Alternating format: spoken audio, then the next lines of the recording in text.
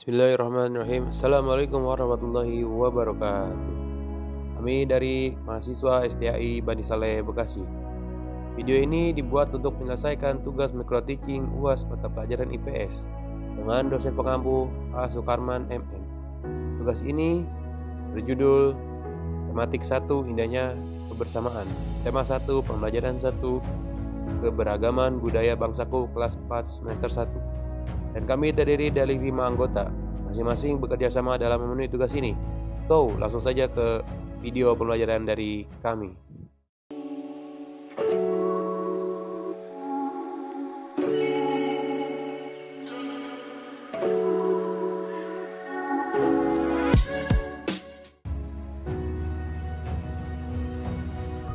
Sebelum kami bahas lebih lanjut, izinkan kami memperkenalkan diri kami. Ahmad Zikri Karim, NIM 201934120002.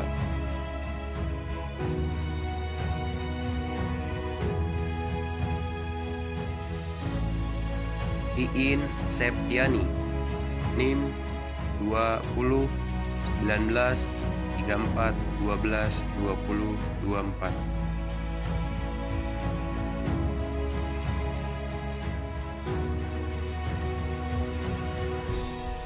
Diana Nur Fatimah, NIM 201934120012.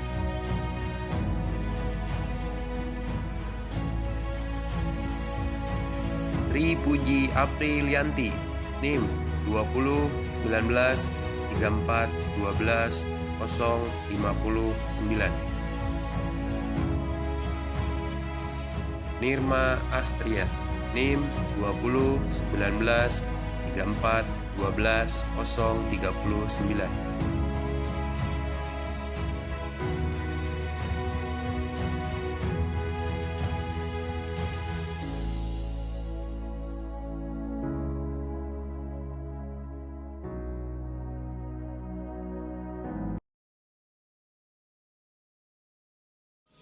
Bismillahirrahmanirrahim. Assalamualaikum warahmatullahi wabarakatuh. Alhamdulillahirrahmanirrahim. Wassalatu wassalamu ala asrofil anbiya'i wal mursalin wa ala alihi washabihi ajmain, amma ba'du. Apa kabarnya anak-anak? Semoga kalian semua selalu dalam keadaan sehat walafiat, baik jasmani maupun rohani. Dan semoga kita semua selalu dalam lindungan Allah Subhanahu wa ta'ala. Anak-anak, hari ini Ibu akan mengecek kehadiran kalian ya. Dimulai dari yang pertama. Anissa Bella, hadir, oke baik. Kemudian Bella Safitri, hadir, baik. Kemudian Cantika Anissa, alhamdulillah hadir. Kemudian Gilang Dirga, hadir, oke. Kemudian Muhammad Rifki, hadir. Kemudian Ridwan Hakim. Ridwan Hakim kenapa anak-anak? Tidak masuk. Sakit. Oh, mari kita doakan semoga Ridwan Hakim semoga cepat sembuh dan bisa bergabung bersama kita di sini. Amin. Nah, anak-anak, kalian masih ingat tidak dengan nyanyian minggu lalu yang kita nyanyi? Masih, alhamdulillahirobbilalamin. Nah, hari ini kita akan menyanyikan bersama lagi ya. Yuk, kita mulai.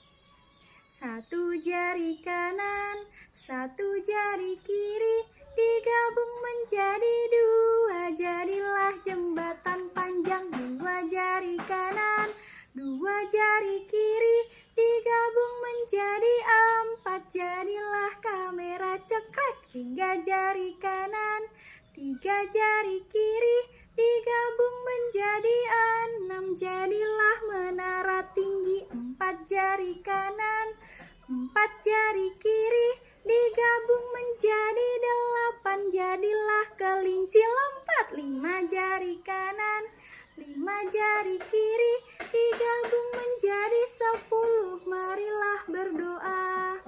Anak-anak, kita berdoa bersama ya sebelum memulai pembelajaran hari ini. Silahkan untuk ketua kelas dipimpin.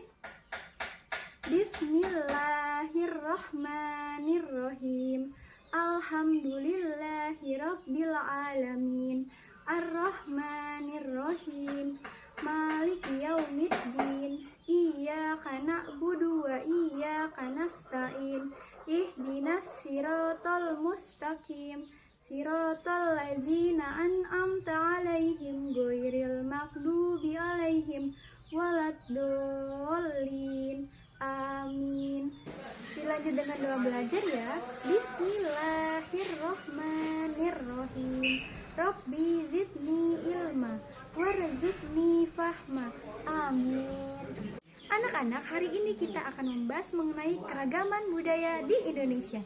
Tujuan pembelajaran dari hari ini adalah siswa mampu menyebutkan dan mengkomunikasikan keragaman budaya, etnis, dan agama dari teman-teman di kelas sebagai identitas bangsa Indonesia. Anak-anak yang Ibu cintai, Ibu mengharapkan kalian semua berpartisipasi aktif dalam pembelajaran hari ini dan belajar penuh semangat dan gembira. Mari kita memulai pembelajaran hari ini yang dibahas pertama oleh Ibu Nirma. Untuk Ibu Nirma dipersilakan.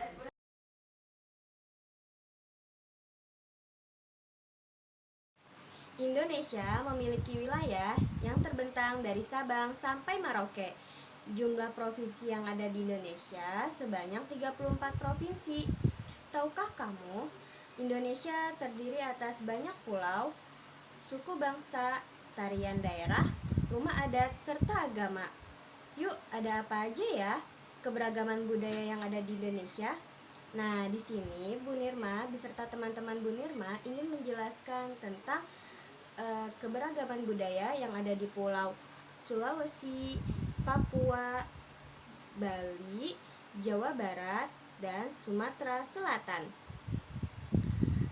Dari masing-masing pulau yang ada di Indonesia tentunya memiliki keberagaman budaya yang berbeda-beda.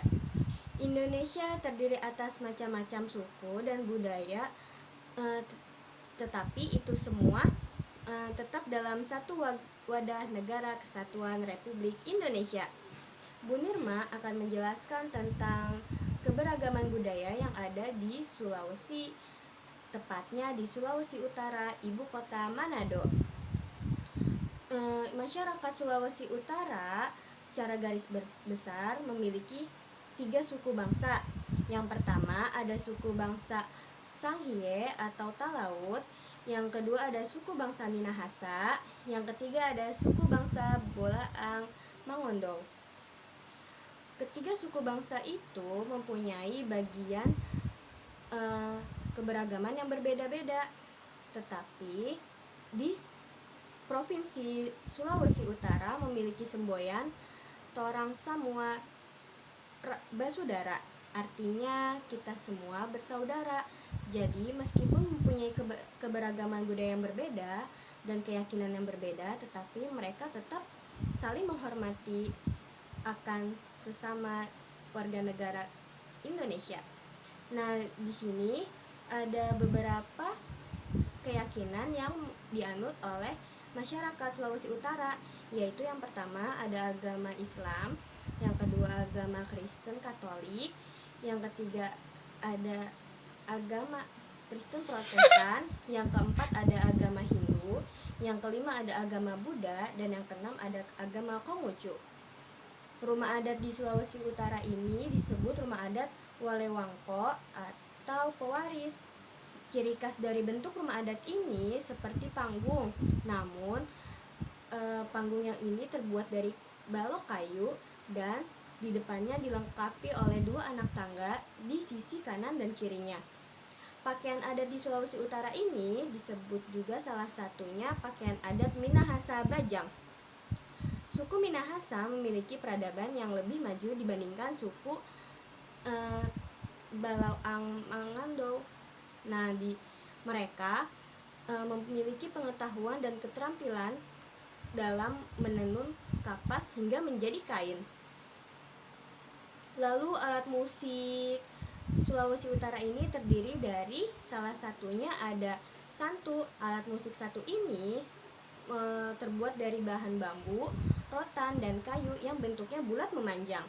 Cara memainkan alat musik ini dengan cara dipetik atau dipukul dalam posisi duduk bersila.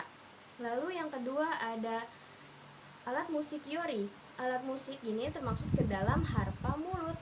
terbuat dari bahan seperti bambu, kulit pelepah enau, dan tali dari kulit kayu. Nayori ini dimainkan ketika saat gerhana bulan atau gerhana matahari yang merupakan keyakinan dari masyarakat bangsa Kuniawi. Lalu yang ketiga ada kolintang, terbuat dari bahan kayu lokal yang salah satunya seperti kayu telur, wenjang, cempaka, waru, dan sejenisnya. Kolintang ini dimainkannya dengan cara dipukul pada kayu yang telah disusun menurut tangga nadanya. Menggunakan alat pukulnya seperti dilapisi karet atau kain. Lalu ada tari tradisional Sulawesi Utara, yaitu ada tari maengket, tari kabangsaran, tari katrili, dan tari masalai. Nah, terus ada lagi nih anak-anak, alat senjata tajam yang dipegang oleh masyarakat Sulawesi Utara. Alat senjata tajam yang bernama pedang barasangihe. Pedang barasangihe ini merupakan senjata tradisional kebanggaan dari masyarakat Sulawesi Utara. Pedang ini memiliki gagang 2 cabang yang keduanya tersebut memiliki gerigi-gerigi. Nah, selanjutnya keberagaman budaya pada Provinsi Papua akan dijelaskan oleh teman Bu Nirma yang bernama Ibu Puji. Ya, baik. Terima kasih untuk Bu Nirma sudah memberikan saya kesempatan untuk menjelaskan. Ya, sebelumnya saya akan memperkenalkan diri terlebih dahulu. Nama saya Tri Puji Aprilianti. Di sini saya akan membahas tentang Kepulauan Papua. Nah, teman-teman udah nggak asing kan? Udah pada tahu kan Pulau Papua itu? Nah, ya. Baik, di sini saya akan menjelaskan sedikit tentang Kepulauan Papua. Ya, sejarah Papua mengacu kepada sejarah bagian barat Pulau Papua, Indonesia, dan pulau-pulau kecil lainnya di baratnya. Bagian timur pulau tersebut disebut Papua Nugini. Pemukiman manusia diperkirakan telah mulai antara 42.000 sampai 48.000 tahun yang lalu. Nah, perdagangan antara Pulau Papua dan pulau-pulau Indonesia yang berdekatan terdokumentasi sejak abad ke-7 dan kekuasaan Nusantara di Pulau Papua sampai dengan abad ke-13.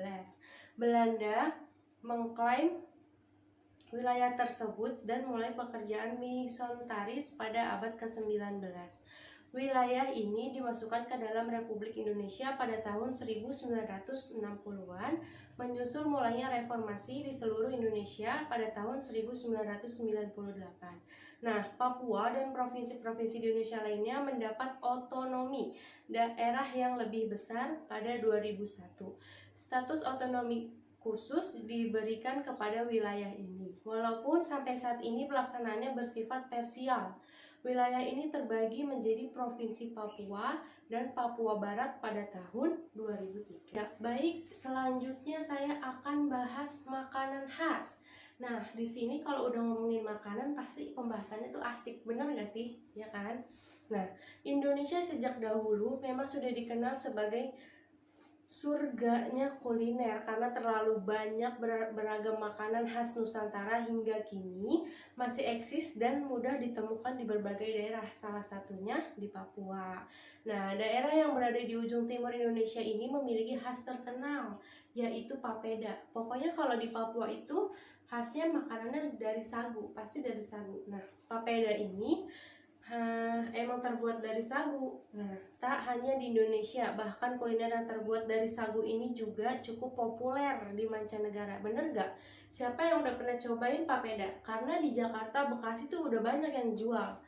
Nah, selain papeda, Papua juga memiliki beragam makanan khas yang lezat dan menggugah selera.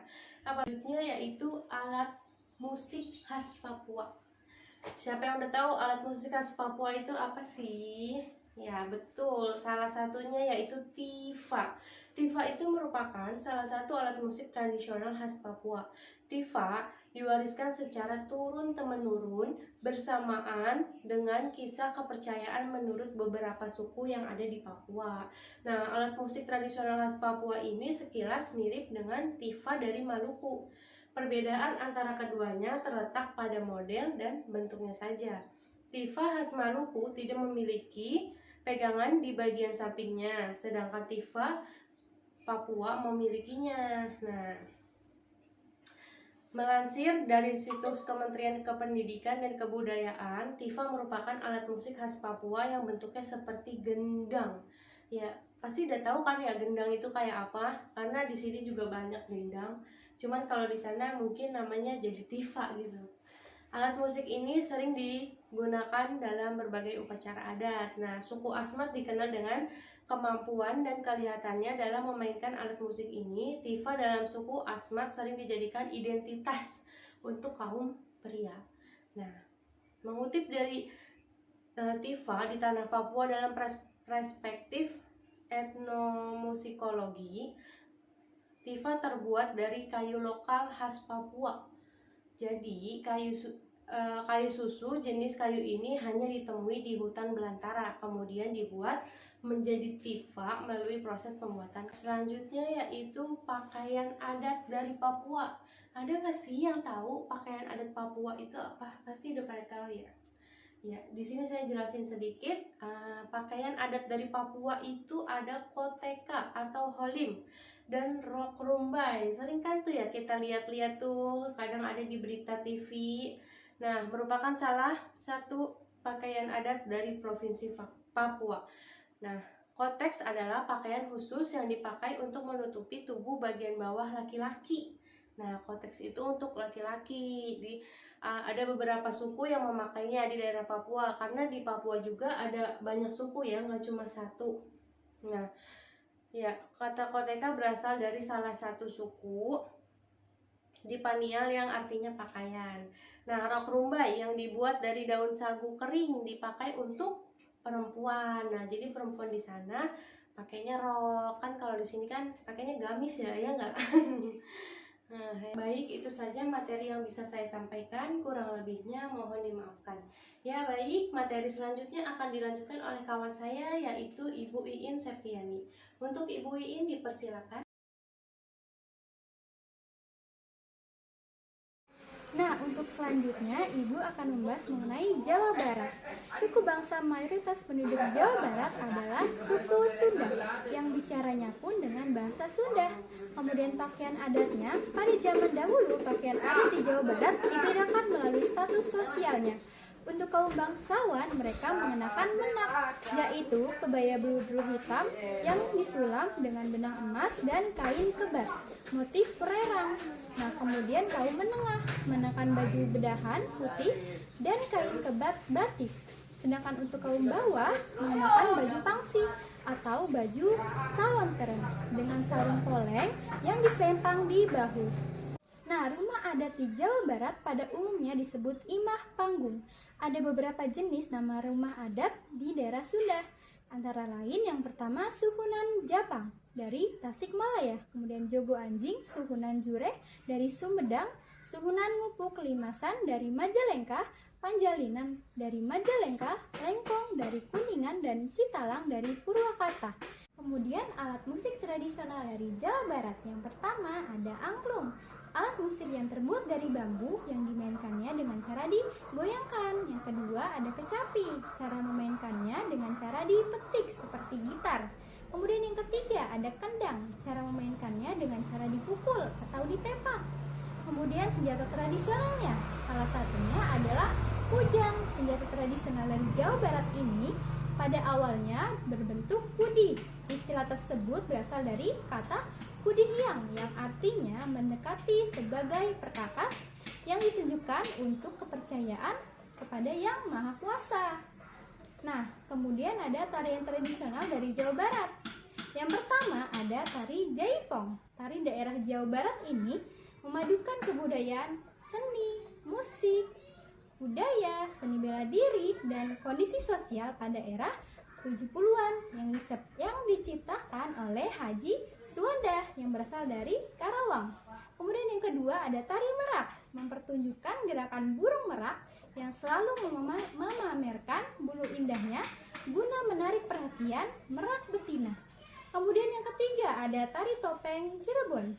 Tari adat tradisional dari Jawa Barat ini tentunya berasal dari Cirebon. Seperti namanya, dalang atau penari mengenakan topeng saat menari. Nah, untuk pembahasan selanjutnya akan dilanjutkan oleh rekan ibu, yaitu Bapak Jikri. Untuk Bapak Jikri dipersilakan.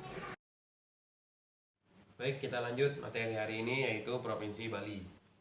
Provinsi Bali adalah suatu pulau di Indonesia yang berada di gugusan Kepulauan Nusa Tenggara Timur. Nah, pulau ini sekarang termasuk wilayah Provinsi Bali, ya. Pulau ini juga sebagai Pulau Dewata atau yang dijuluki sebagai Pulau Seribu Pura, ya.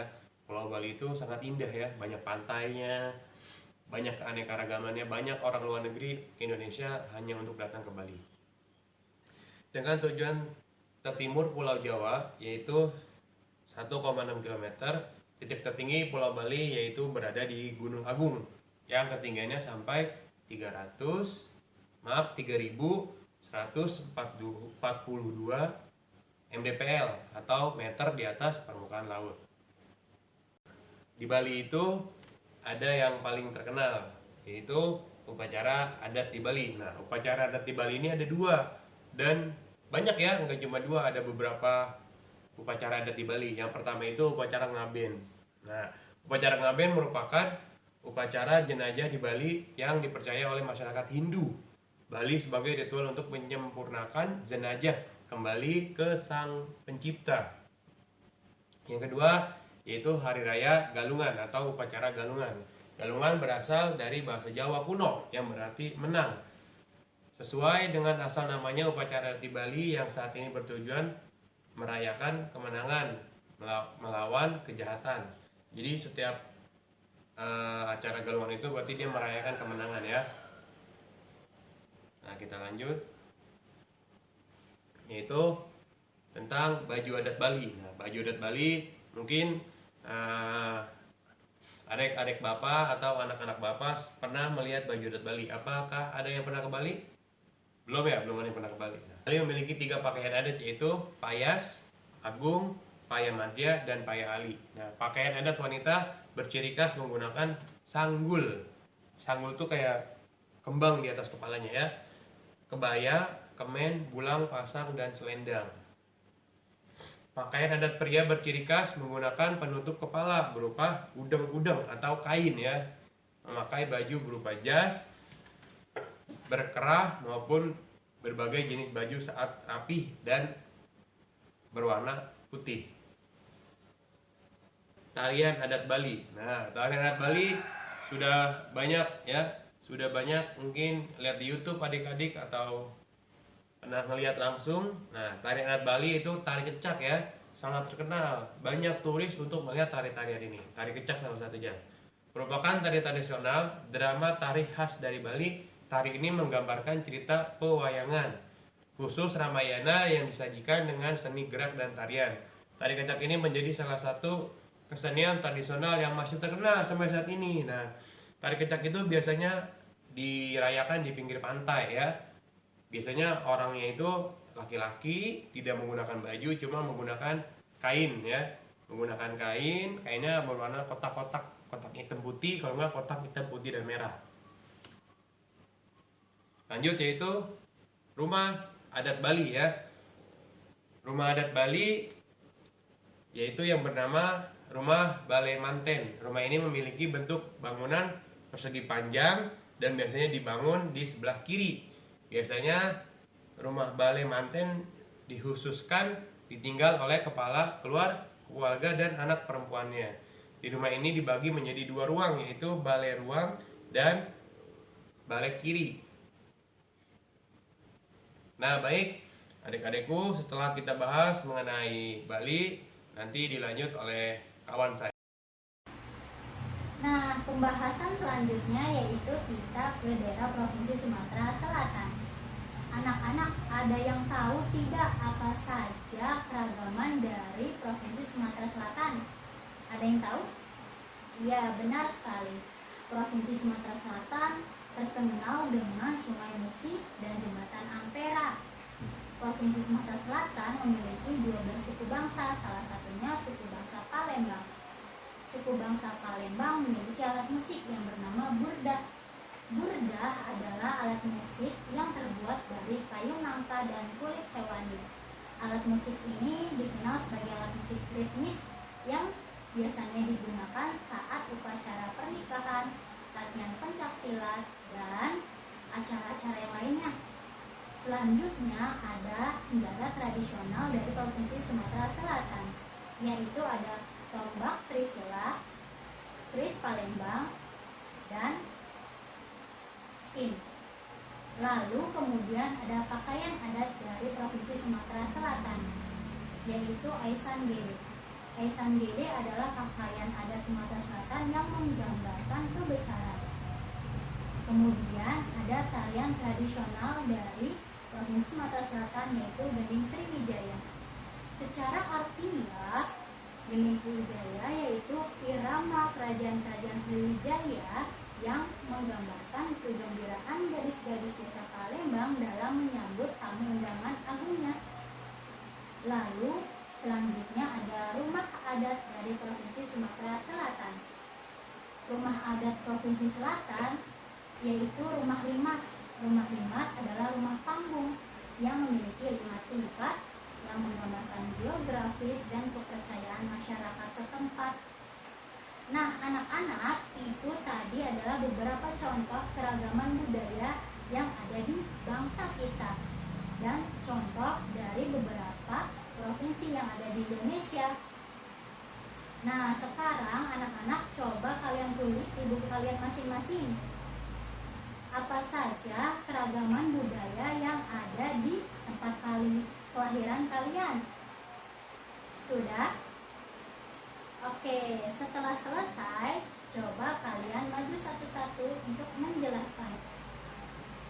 Oke, pembahasan selanjutnya akan dibahas oleh Ibu Ikin Septiani. Anak-anak, Ibu akan bertanya, apakah kalian masih ingat atau tidak ya? Nah, apa saja sih yang kita pelajari pada kegiatan hari ini? Ya, apa?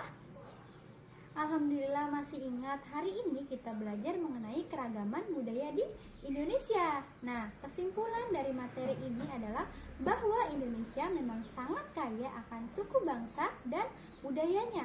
Hal ini dibuktikan dengan setidaknya minimal ada 5 suku bangsa yang terdapat di sekitar kita. Selain itu, masing-masing suku juga memiliki keberagaman. Masing-masing baik dari bahasa daerah, rumah adat, tarian daerah, serta pakaian daerahnya. Maka dari itu, di tengah kehidupan yang beragam ini, hendaknya kita senantiasa menjaga persatuan dan kesatuan bangsa, menghargai dalam keragaman budaya, suku, dan agama, serta menjadikan keberagaman ini sebagai identitas bangsa Indonesia. Untuk pertemuan selanjutnya, kita akan membahas mengenai tentang sikap toleransi dan kerjasama antar umat beragama. Silakan untuk anak-anak Ibu pelajari di rumah dan minggu depan kita bahas bersama-sama ya. Nah, anak-anak, kita telah sampai pada akhir dari kegiatan hari ini. Anak-anak, Ibu sangat berterima kasih kepada kalian karena hari ini kalian sudah berpartisipasi aktif dalam kegiatan pelajaran hari ini. Ibu sangat mengharapkan untuk kepada kalian semua agar minggu depan atau pembelajaran yang akan datang kalian bisa lebih baik lagi dari hari ini ya. Nah, kita ucapkan hamdalah untuk kegiatan hari ini. Alhamdulillahirabbil alamin. Nah, untuk penutupan silakan untuk ketua kelas dipimpin doa ya. Bismillahirrahmanirrahim. Wal asri innal insana lafi khusri illal ladzina amanu wa amilus solihati wa tawasau bil haqqi wa tawasau bil sabri. Alhamdulillah. Nah, anak-anak, sampai bertemu pertemuan minggu depan.